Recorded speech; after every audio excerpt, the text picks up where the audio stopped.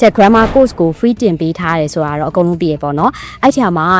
English special class လေးတခုထပ်ဖွင့်ခြင်းနဲ့အဲ့ဒါကတော့ဒီလူ9ယောက်ပဲလက်ခံပါမယ်လူ9ယောက်ထပ်ပို့ပြီးတော့လက်မခံပါဘူးချဲ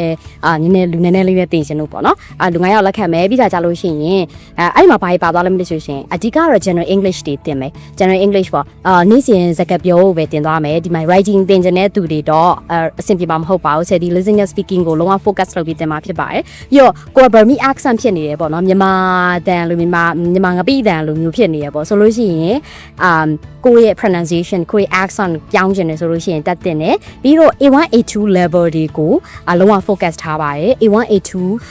level တက်လို့ရတယ် B1 B2 ရောက်နေတဲ့သူတွေအတွက်ကတော့တိပစားဖြစ်တဲ့ကြောင့်မပြင်းစရာကောင်းလိမ့်မယ်ဆိုတဲ့ကြောင့်ကိုယ်နဲ့ level ကိုက်လားမကိုက်လားရက်တွေပေါ့နော်ရက်တွေဆရာတစ်ပတ်ကို9ရက်တင်လာနေတောက်ကြနေအထိတနေ့ကို1နာရီတင်မယ်အဲ့ဒါကဒီတောင်းကလေးဖွင့်နေဆိုတောင်းတက်တဲ့သူတွေလည်းအဆင်ပြေအောင်လို့ညနေ4နာရီကနေပြီးတော့9နာရီအထိစီစဉ်ပေးထားတယ်အဲ့ဒီမှာဆိုလို့ရှိရင်အဲ့9ယောက်ပဲလက်ခံတာဥမာတယောက်ကို3သိန်းနှုံးမဲ့ကြပါမယ်ကြိုတော့တွင်ရမယ်ပေါ့နော်အဲ့ဒါက